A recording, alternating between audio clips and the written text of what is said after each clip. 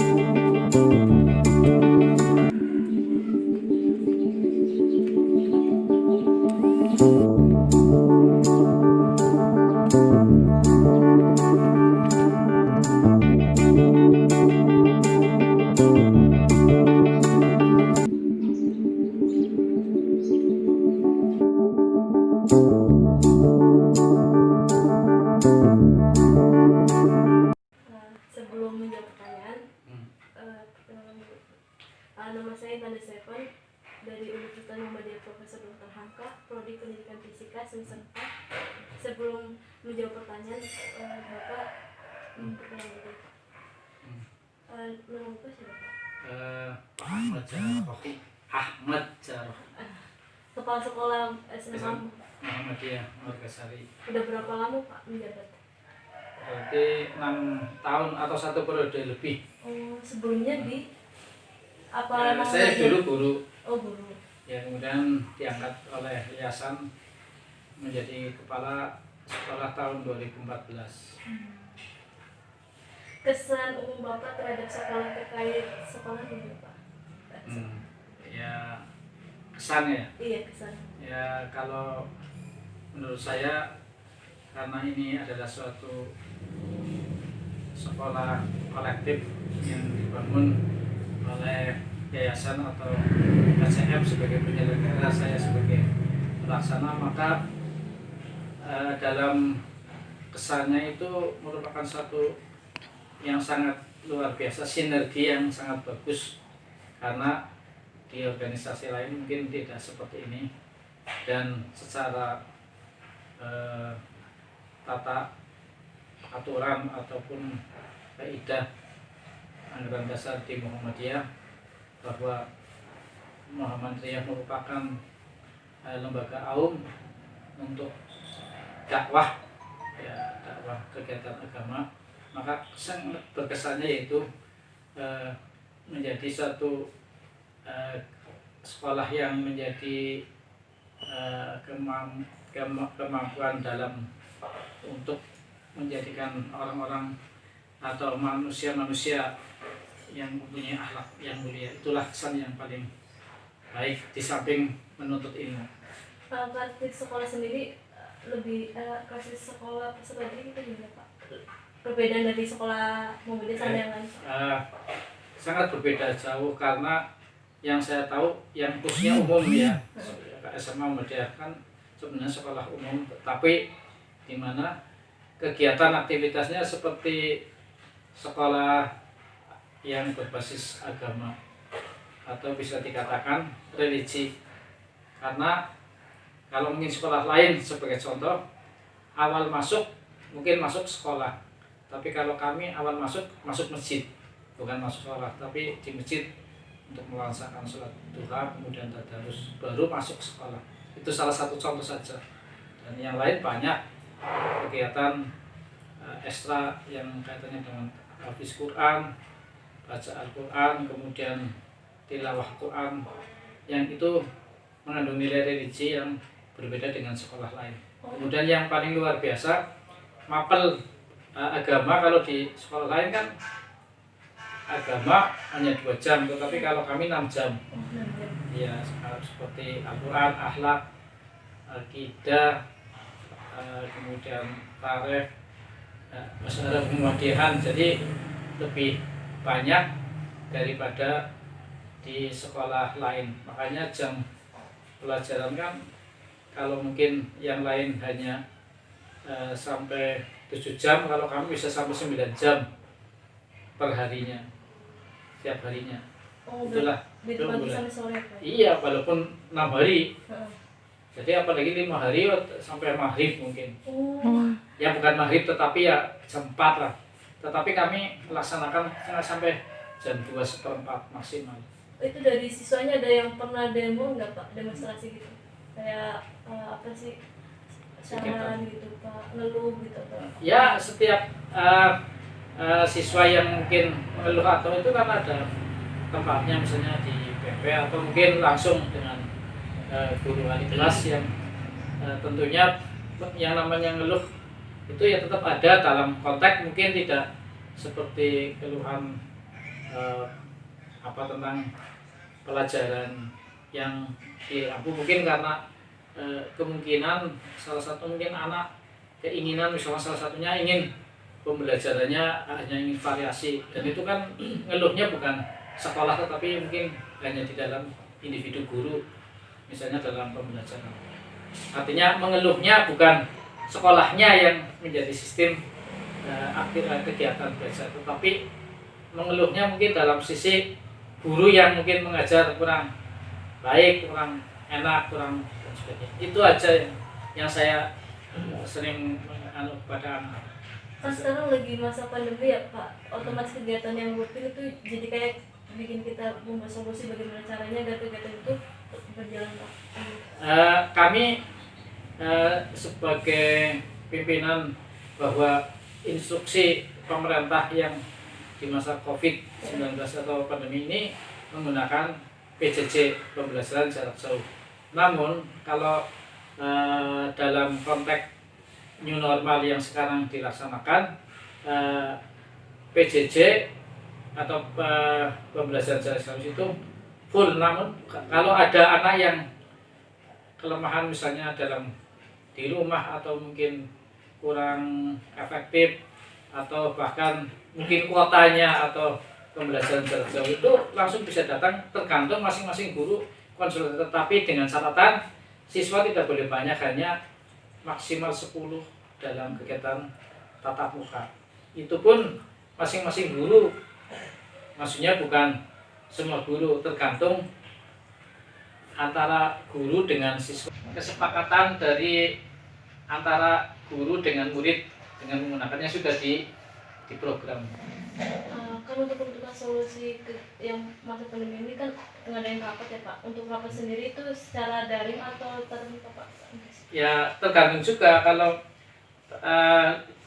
misalnya kegiatan kayak kemarin ada workshop atau kegiatan IHT, karena perlu adanya konsultasi dengan pengawas yang menggunakan langsung, tetapi dengan protokoler yang menggunakan masker, kemudian jaga jarak, kemudian terbatas pesertanya, tergantung. Tetapi yang selama kegiatan-kegiatan misalnya kegiatan dengan dinas itu menggunakan video atau Zoom ya, jadi jarak jauh, karena misalnya dari antar daerah, misalnya ke Malang, Brebes, maka tidak mungkin bertemu, maka dengan menggunakan daring kalau kegiatan kaitannya dengan sekolah gitu.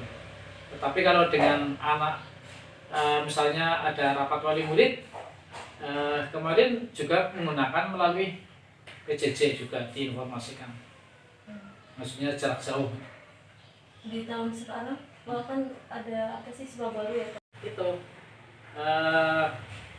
melalui aplikasi ataupun yang sudah diwebkan dengan semacam penerimaan siswa baru dengan menggunakan komputer atau dengan bahasa sayanya itu tidak langsung, tetapi ada yang langsung ya, tetapi ya paling mungkin prosentasenya sedikit lah. Tapi ada yang daftar melalui internet. Google Form kali Pak? Iya, Google Form, betul. Jadi melalui itu kemudian yang banyak juga ada yang langsung datang. Ya kalau kami sebenarnya cenderung kebanyakan wilayah sekitar, jadi langsung datang, bukan dari jauh-jauh gitu. Untuk tahun ini meningkat nggak Pak?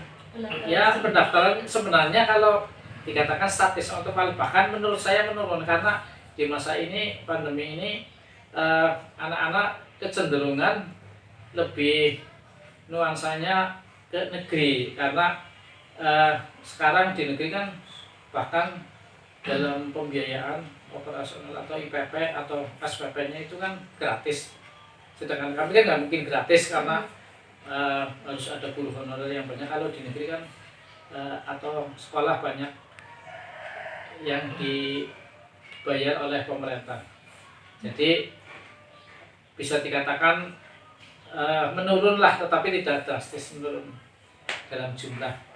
Bukannya kalau negeri itu pakai sistem zonasi ya Pak? Iya, ya walaupun pakai zonasi pun tetap karena lingkungan kami yang ada di sekitar Margasari itu sekolahnya itu banyak sekali di wilayahnya, misalkan SMA Negeri 1 Margasari, SMA Negeri 1 Balapulang, belum SMA atau aliyah yang dari selain Muhammadiyah. Jadi banyak di sekitar sini, mungkin ada 8 di sekitar zonasi wilayah itu.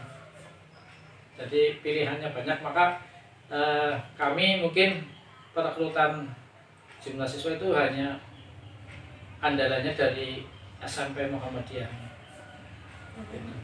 Harapan terbesar buat SMA Muhammadiyah itu apa Pak? Ada harapan? Ya tetap ya, kalau yang namanya harapan ataupun prospek yang akan datang, keinginan kami dengan masa pandemi terutama ini, anak-anak lebih memiliki satu kelebihan yang luar biasa tentang dalam pembelajaran atau mungkin dalam menuntut ilmu, karena ini langkah lah, artinya masa pandemi ini pembelajaran yang unik, kemudian bahkan yang kemarin lulus aja tidak berpisahan, tetapi dengan melalui Zoom ya, itu kan luar biasa. Jadi inilah yang mungkin harapan ke depan di masa ini akan menjadi siswa-siswa yang tegar, yang memiliki potensi mungkin lebih tinggi, walaupun secara kuantitas sedikit tetapi kualitasnya akan menjadi lebih baik, kualitasnya atau mutu ya, baik sekolah maupun mungkin baik tenaga pendidiknya maupun anak didiknya.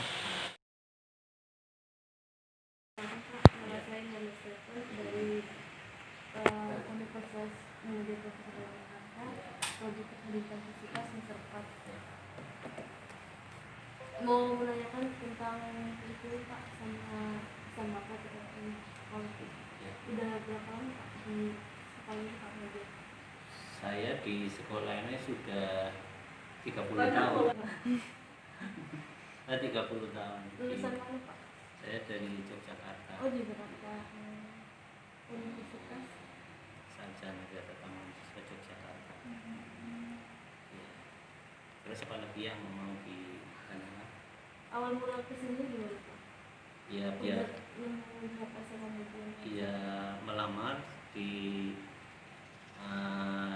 organisasi Muhammadiyah, kemudian diseleksi, diwawancara, kemudian ditetapkan sebagai guru di sekolah Muhammadiyah.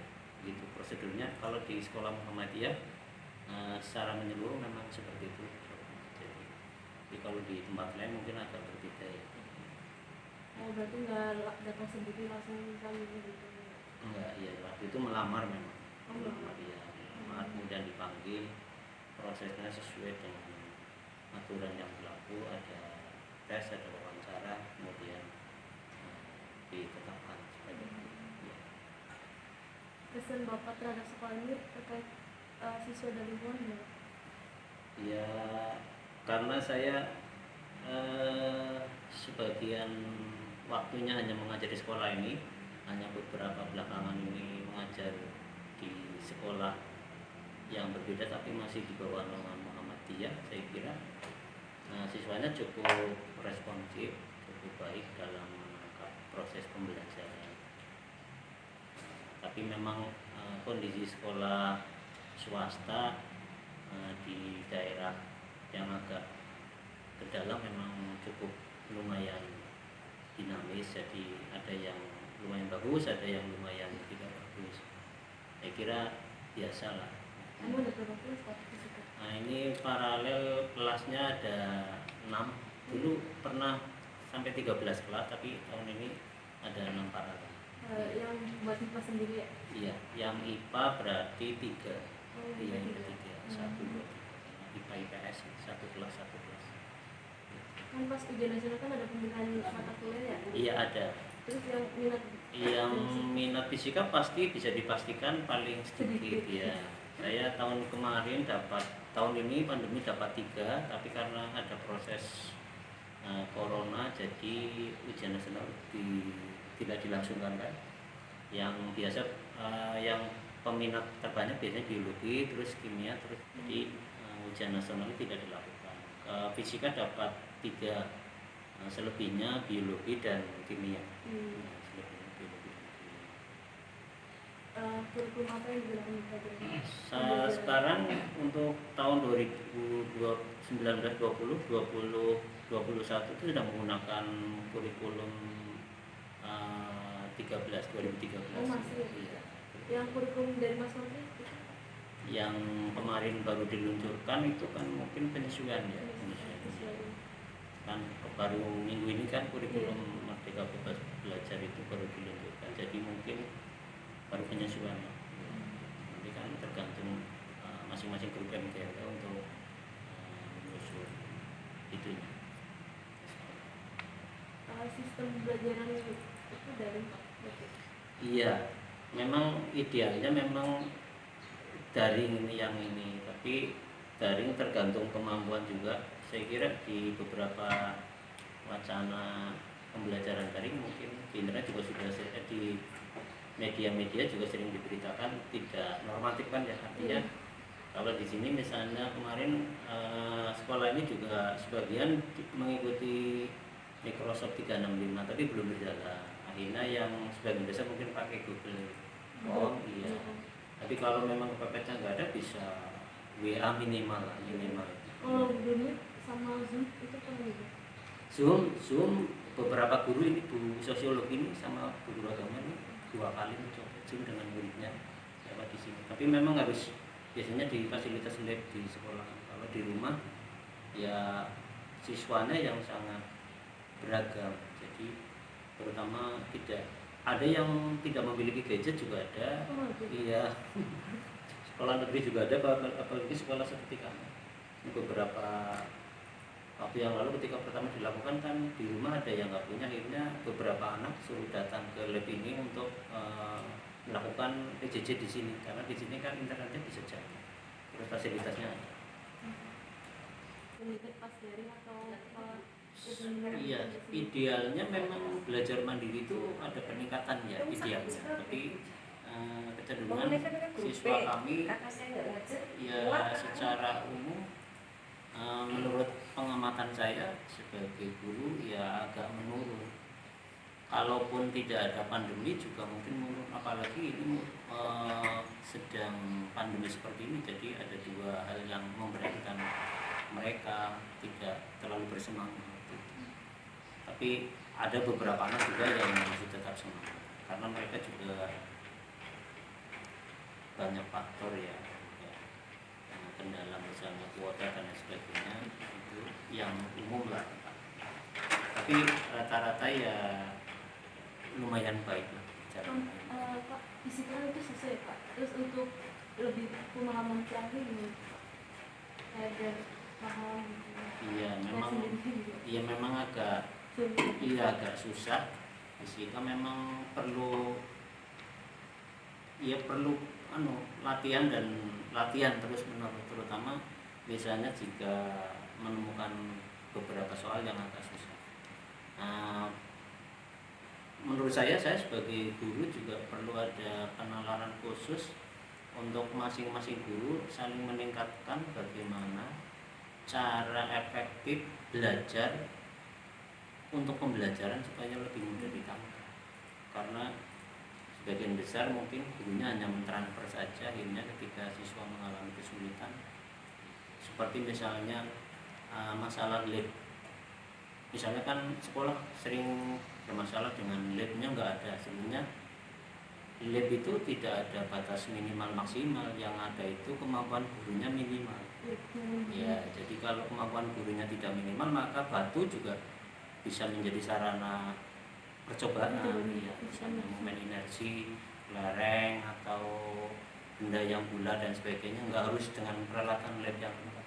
Yang ada itu ketika kemampuan guru minimal, maka siswa jadi kambing hitamnya, dan itu kebanyakan hampir sebagian guru IPA terutama fisika itu sering mengkambing hitamkan labnya nggak ada, anaknya kurang dan sebagainya, maka itu kesulitan. Tapi seharusnya guru juga harus sadar bahwa kemampuan dia terlalu nyaman di tempatnya, terlalu nyaman dengan pendapatannya, akhirnya dia lupa bahwa siswa itu mempunyai kemampuan yang beragam. Sebenarnya dia memiliki kemampuan minimal untuk menerjemahkan peralatan itu. Jadi nggak harus peralatan yang lengkap. Jadi lab minimalis nggak ada masalah. Ini yang bermasalah biasanya guru yang minimalis, tidak mau berimprovisasi, tidak mau berinovasi, sehingga seolah-olah siswa itu nggak mau mengikuti atau alatnya nggak ada. Ya, kalau normatif ya pakai besi yang standar, misalnya mau Indonesia yang dinding itu ya. Tapi kan kaleng bisa, ban bisa, kelereng bisa, iya. Bahkan mungkin semangka atau melon juga bisa karena fungsinya sama kan? Iya, seperti itu. Saya kira beragam. Pas daring atau Iya, idealnya memang belajar mandiri itu ada peningkatan ya idealnya, tapi kecenderungan siswa kami ya secara umum menurut pengamatan saya sebagai guru ya agak menurun. Kalaupun tidak ada pandemi juga mungkin menurun, apalagi ini sedang pandemi seperti ini, jadi ada dua hal yang memberatkan mereka, tidak terlalu bersemangat. Tapi ada beberapa anak juga yang masih tetap semangat karena mereka juga banyak faktor ya, kendala misalnya kuota dan lain sebagainya, itu yang umum lah. Tapi rata-rata ya lumayan baik lah cara Pak, disiplin itu susah ya Pak. Terus untuk lebih pemahaman lagi gitu, agar paham gitu. Iya memang agak susah, sehingga memang perlu latihan terus menerus, terutama biasanya jika menemukan beberapa soal yang agak susah. menurut saya sebagai guru juga perlu ada penalaran khusus untuk masing-masing guru saling meningkatkan bagaimana cara efektif belajar untuk pembelajaran supaya lebih mudah ditangkap. Karena sebagian besar mungkin gurunya hanya mentransfer saja, akhirnya ketika siswa mengalami kesulitan seperti misalnya masalah lab. Misalnya kan sekolah sering bermasalah dengan labnya nggak ada. Sebenarnya lab itu tidak ada batas minimal maksimal, yang ada itu kemampuan gurunya minimal. Ya, jadi kalau kemampuan gurunya tidak minimal, maka batu juga bisa menjadi sarana percobaan, ya, misalnya momen inersi, lereng atau benda yang bulat dan sebagainya. Nggak harus dengan peralatan lab yang lengkap. Yang ada itu ketika kemampuan guru minimal, maka siswa jadi kambing hitamnya. Dan itu kebanyakan hampir sebagian guru IPA terutama fisika itu sering mengkambing hitamkan labnya nggak ada, anaknya kurang dan sebagainya, maka itu kesulitan. Tapi seharusnya guru juga harus sadar bahwa kemampuan dia terlalu nyaman di tempatnya, terlalu nyaman dengan pendapatannya, akhirnya dia lupa bahwa siswa itu mempunyai kemampuan yang beragam. Sebenarnya dia memiliki kemampuan minimal untuk menerjemahkan peralatan itu. Jadi nggak harus peralatan yang lengkap. Jadi lab minimalis nggak ada masalah. Ini yang bermasalah biasanya guru yang minimalis, tidak mau berimprovisasi, tidak mau berinovasi, sehingga seolah-olah siswa itu nggak mau mengikuti atau alatnya nggak ada. Ya, kalau normatif ya pakai besi yang standar, misalnya mau Indonesia yang dulu itu ya. Tapi kan kaleng bisa, ban bisa, kelereng bisa, iya. Bahkan mungkin semangka atau melon juga bisa karena fungsinya sama kan. Iya, seperti yang sama. Saya kira beragam jadi tapi banyak juga yang sering itu siswanya jadi kan ini sangat susah alatnya enggak. Saya kira tergantung kemampuan kita lah, beragam cara melakukannya. Iya.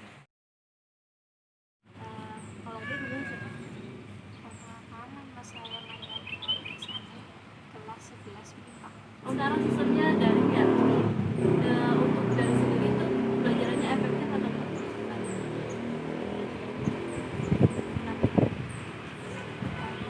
Saya nggak suka teori, sukanya secara langsung. Kenapa dari sana? Susah, Oh, susah. Jadi pemahamannya kurang ya? kurang. Solusi dari gurunya itu gimana kalau misalkan ada murid yang nggak bisa, terus respon dari si gurunya gimana? Disuruh di sini Oh, suruh di sini. buat tidur, disuruh kerja. Media pembelajarannya apa? Pengen masuk Oh, Google Classroom. sama YouTube. Oh, sama YouTube. Kalau pas UTS 2 sih, sistem pembelajaran sistem saat Dikirim lewat PDF, oh PDF iya. Terus terus ceruknya kadang pakai Word, kadang juga pakai Innova. kan kalau di Muhammadiyah kan kalau pagi kan ada kegiatan rutin kan ya, sebelum konflik ada kegiatan rutin, pas konflik itu kegiatan rutin itu masih dilakukan atau enggak? Sistem ngaji, hafalan lainnya itu ya. Jadi sistem pembelajarannya gimana? Belajar cuma di rumah, nungguin tugas. Oh, nunggu doang. Kalau nilai kedisiplinnya masih ada nggak? Kayak misalkan jadwalnya jam 7 terus harus jam 7, kalau misalkan lewat dari jam 7 dikasih hukuman atau nanti tidak di absen? Tapi walaupun nggak jam 7 pas, tapi tetap absen aja jam 10. Berarti tetap dimasukin absen gitu ya? Iya, sampai biasanya waktunya itu sampai sore. Oh, sampai sore. Jadi kurang absen juga. Harapan besar mengenai pelajaran Harapan saya pengen banget sekolah lagi, berangkat lagi, karena saya di rumah, bukan di rumah sih, tapi bantu orang tua di sawah. Terkadang juga saya kuliah buat bantu ibu.